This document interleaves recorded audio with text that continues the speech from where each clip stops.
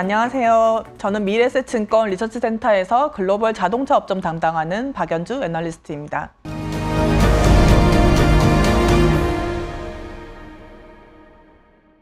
상반기 자동차 업종은 생각보다 견조한 흐름이 이어졌습니다. 팬데믹 이후에 자동차가 공급 부족에 들어가면서 자동차 업체들이 굉장히 좋은 이익을 냈었는데요. 사실 올해가 들어오면서부터는 공급은 다시 늘어나고 수요는 좀 위축이 되면서 시황이 좀 둔화될 거라고 전망을 했었는데요. 생각보다 수요는 상당히 견조했습니다. 견조했던 수요 원인 중에 하나가 렌탈 수요의 회복이었는데요. 팬데믹 기간 동안 여행을 못 다니다 보니까 이제 렌탈용 자동차 수요가 별로 없었다가 올해부터 본격적인 리오프닝이 되면서 렌탈 수요가 다시 회복을 했던 부분들이 전반적인 수요 회복에 도움이 되었습니다. 올해 하반기를 놓고 봤을 때도 나쁘지 않은 시황이 이어질 것 같은데요. 공급은 계속 다시 늘어나는 상황이고 또 금리가 올라가면서 자동차 대출 금리도 역시 올라가고 있지만 지난 2, 3년간 계속 자동차 공급이 안 되다 보니까 그림에서 보시는 것처럼 자동차의 연식 자체가 많이 올라와 있는 상황입니다. 지난 2, 3년간 공급이 제대로 안 된 물량이 전체 수요랑 비교했을 때 상당히 되기 때문에 올해 하반기 때 공급이 다시 늘어나고 수요가 다소 둔화되더라도 시황 자체는 상당히 좀 견조한 흐름이 이어질 것 같습니다. 다만 올해 상반기가 워낙에 이제 실적이 좋았다 보니까 실적에 대한 기대치 자체는 많이 올라와 있는 상황인데요. 상반기 같은 경우는 좀 실적이 안 좋아질 걸로 예상을 했다가 실적이 좋아지면서 실적 서프라이즈가 났었다면 하반기 같은 경우는 좋았던 실적들 때문에 하반기랑 특히 내년에 대해서 실적 전망치들이 많이 좀 올라와 있는 상황입니다. 그래서 좋은 실적이 나오겠지만 그 실적에 대한 기대도 좀 높아서 사실 실적 이외에 좀 더 플러스 알파가 필요한 상황일 것 같은데요. 결국 플러스 알파라는 부분들은 기존의 자동차가 아닌 차세대 자동차에서 중요한 부분들이 될 것 같습니다. 차세대 자동차는 결국 전기차와 소프트웨어 기반 자동차 이 두 가지라고 볼 수가 있는데요. 저희는 하반기 때 전기차에 대한 시장의 전망은 더 강해질 거라고 예상을 하고 있고 그 주된 이유가 테슬라의 신모델들이 이제 좀 더 가시화될 것이기 때문입니다. 사실 테슬라가 지난 몇 년간 모델 Y나 모델 3 같은 한 5만 불에서 한 7만 불대의 자동차들을 내놓으면서 전기차 시장을 많이 잠식을 해왔는데요. 앞으로 한 2, 3년 안에 테슬라는 지금보다도 원가를 한 절반 정도로 낮추고 엔트리급 모델을 이제 만들려고 하고 있습니다. 그래서 멕시코 공장이 지금 착공을 시작을 했는데요. 멕시코 공장 같은 경우는 그림에서 보시는 것처럼 새로운 공법들이 많이 적용이 됩니다.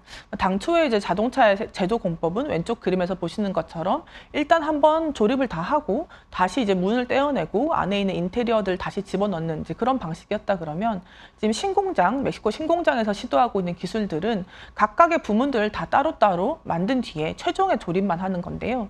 그렇게 되면은 문을 따로 떼고 조립을 하고 이럴 필요가 없기 때문에 생산성이 훨씬 더 개선될 거라는 겁니다.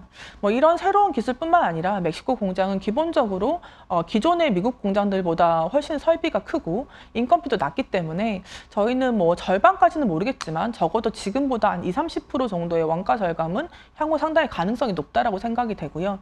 그런 테슬라 차가 나왔을 때 전기차에 대한 시장 전망은 한 번 더 상향 조정이 될 것 같습니다. 테슬라 자체로 봤을 때는 이 엔트리급 레벨이 나오면은 중장기적으로 판매량이 훨씬 더 늘어날 거다라는 전망을 할 수가 있을 테고요.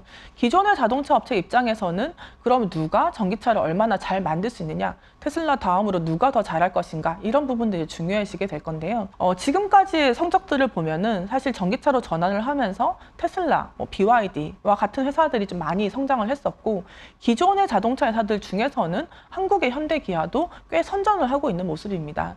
가장 좀 부진하다고 볼 수 있는 업체들이 일본의 도요타와 혼다 같은 업체들인데요. 이 도요타 같은 경우는 워낙에 이제 하이브리드 차에 대한 기술력이 좋고 기존의 엔진에 대한 프라이드가 높다 보니까 전기차 전환이 상당히 이제 좀 회의적인 입장이었었고 최근에 들어서는 이제 방향성을 바꿔서 이제 전기차 쪽으로 드라이브를 걸고 있지만 전기차 전용 플랫폼을 또 개발을 해야 되고 그 플랫폼이 나오려고 하면 또 2, 3년 정도 시간이 걸리는 상황입니다. 당장 경쟁력 있는 모델을 내놓기가 좀 어려운 상황이고요. 폭스바겐이나 GM 같은 회사들도 굉장히 공격적으로 전기차 전환을 선언을 했지만 실제로는 모델이 출시되는 과정에서 상품성의 문제라든지 배터리 조달 이런 여러 가지 문제들을 겪고 찾고 있는 상황입니다. 반면에 현대기아 같은 경우는 꽤 괜찮은 전기차 모델들을 빨리 전용 플랫폼을 채택을 해서 내놨고요. 그 덕분에 마켓 셰어를 어느 정도 유지를 하고 있는 상황인데요. 이제 관건은 이것이 이제 결국 밸류에이션이 얼마나 확장이 될 것인가가 될 것 같습니다. 자동차 회사들은 기본적으로 밸류에이션 이렇게 많이 받지는 못하는데요.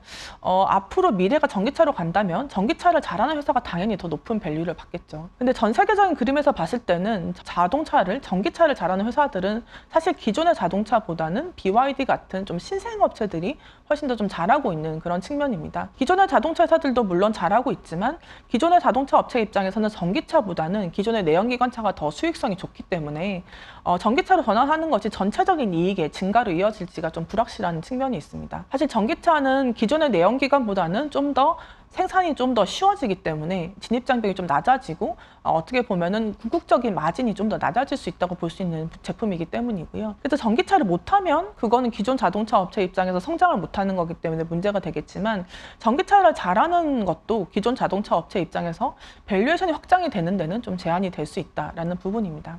그럼 어떻게 밸류에이션이 올라갈 수 있느냐? 결국은 자동차 안에 들어가는 소프트웨어를 팔 수 있느냐가 중요해질 건데요. 지금 보이시는 그림은 최근에 자동차에서 이 소프트웨어 옵션들을 채택하는 비율을 쭉 보여드리고 있습니다. 저희도 자동차 최근에 사실 때 크루즈 컨트롤이나 어댑티브 크루즈 컨트롤 같은 옵션들 종종 채택을 하실 텐데요. 그러니까 고속도로에 탔을 때 앞에 차를 쭉 따라가주는 옵션들입니다.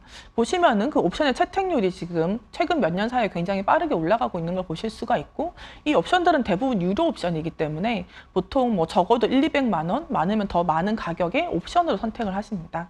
그래서 자동차 가격이 예를 들어서 3천만 원에서 5천만 원이라고 하더라도 이 옵션들이 이제 가격이 100만 원에서 300만 원이라고 마진이 되게 좋기 때문에 이 옵션 채택률이 높아질수록 자동차 업체의 마진이 굉장히 좋아지게 되는 거고요.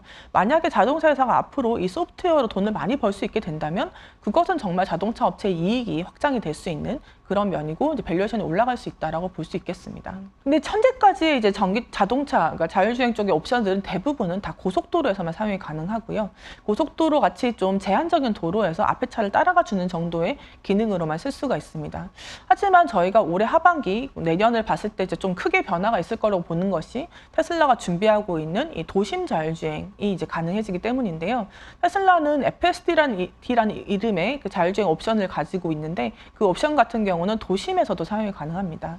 저희가 생각을 해보면은 고속도로에서는 나타날 수 있는 일들이 이렇게 많지 않지만 도심으로 들어오게 되면은 굉장히 많은 일들이 발생을 하고 운전하기가 훨씬 더 어려워지는데요. 근데 사실은 저희가 운전하는 시간을 보면 고속도로를 타는 것보다는 도심에서 운전하는 시간이 훨씬 많다는 것이죠. 그래서 만약에 고속도로 옵션에 저희가 100만 원, 200만 원을 쓸 수 있다 그러면 도시에서 쓸 수 있는 거는 사실 그것보다 훨씬 더 많은 금액을 쓸 수 있겠죠. 근데 문제는 이제 도시에서 하는 것이 굉장히 어렵다는 것이고, 그것을 하기 위해서는 결국은 이제 AI 기술이 필요합니다.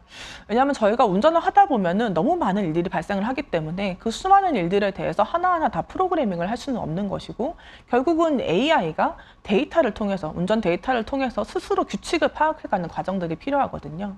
그래서 이 자율주행 AI가 잘하기 위해서 가장 중요한 것은 데이터와 그 데이터를 가지고 학습할 수 있는 인프라라고 볼 수가 있습니다. 그런 측면에서 테슬라의 자율주행이 계속 올라가고 발전하고 있는 것은 그림에서 보시듯이 시간이 지날수록 양산되는 모든 테슬라 차에 이제 카메라가 부착이 되어 있고, 거기서 나오는 데이터가 기하급수적으로 증가를 하고 있고요. 이 수많은 데이터를 처리할 수 있는 엔지니어와 슈퍼컴퓨터 역시 이제 테슬라가 막강하게 가지고 있습니다. 또 최근에 사실 엔비디아를 중심으로 해서 생성 AI 쪽으로 AI에 대한 관심이 굉장히 많이 늘어났지만 자율주행이라는 한 분야에서 이제 AI 기술은 테슬라가 독보적으로 이제 높은 기술을 가지고 있고, 이걸 기반으로 해서 지금 도심 자율주행을 이제 만들고 있는 상황인 것이죠. 그래서 사실 작년 말부터 테슬라가 FSD라고 하는 옵션을 미국에서 쓸 수 있도록, 도심에서도 쓸 수 있도록 했는데요. 아직까지는 그 기술을 채택하는 사람들이 이렇게 많지는 않은 걸로 생각이 됩니다. 하지만 저희가 이번 생성 AI에서 봤듯이 AI 기술은 기하급수적으로 이제 발전하거든요. 그림에서 보시는 것처럼 과거에 이제 챗GPT 같은 기술들도 언어를 만드는 생성 AI가 급격하게 발전을 하면서 어느 순간 사람의 퍼포먼스를 넘어서는 어떤 결과가 나온 것이고 그게 챗GPT라는 것으로 인간에게 우리 일반인들에게 이제 AI 기술이 현실적으로 다가왔던 것인데요. 자율주행 측면에서도 어쩌면 어느 순간에 이 챗GPT 모먼트가 있을 수 있다라는 것입니다. 왜냐하면 테슬라의 자율주행 기술들은 계속해서 지금 발전을 하고 있고 2, 3주에 한 번씩 업그레이드가 되고 있고 지금 시점에서도 많이 좋아져 있는 상황이고요. 올해 하반기 혹은 어느 시점에 테슬라가 충분히 어떤 안전성이 담보된다고 보면은 1개월 무료 체험을 하려고 하고 있습니다.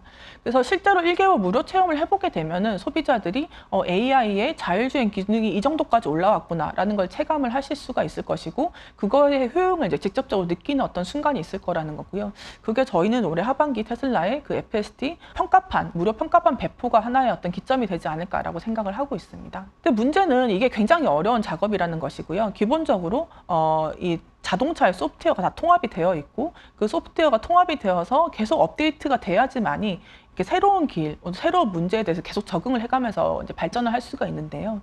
대부분의 자동차 회사들은 이 소프트웨어를 통합하는 것 자체가 상당히 어렵습니다. 대표적인 사례가 이제 폭스바겐이라고 보실 수 있는데요. 사실 대부분 자동차 회사들은 소프트웨어가 향후 중요한 수익원이 될 거라고 보고 통합 소프트웨어, 우리 핸드폰의 운영체제처럼 그런 자동차의 운영체제를 만들어 가려고 노력을 했습니다.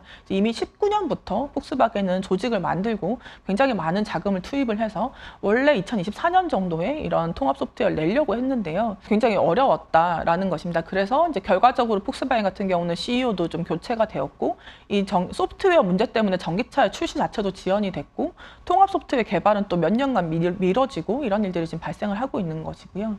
그만큼 이제 과거 스마트폰의 운영 체제도 굉장히 어려웠지만 자동차의 운영 체제도 상당히 어렵다는 것입니다. 그래서 이것을 만약에 테슬라가 FSD를 내놨고 사람들이 이거의 효용에 상당히 관심을 가지게 되면 다른 자동차 회사들도 다들 이제 도심에서도 쓸 수 있는 소프트웨어를 이제 내놔야 될 것인데요. 그러기 위해서는 자동차의 소프트웨어 굉장히 많이 발전을 해야 된다는 겁니다. 그래서 저희는 그렇게 되면서 어떻게 보면 테슬라의 기술력이 다시 한번 평가를 받는 그런 시점이 될 수가 있고 또 기존의 자동차 회사 입장에서는 이 소프트웨어 전략을 어떻게 짜느냐. 과거 스마트폰 같은 경우는 결국에는 이제 구글과 같은 빅테크와 협력을 하는 방식으로 갔었는데요.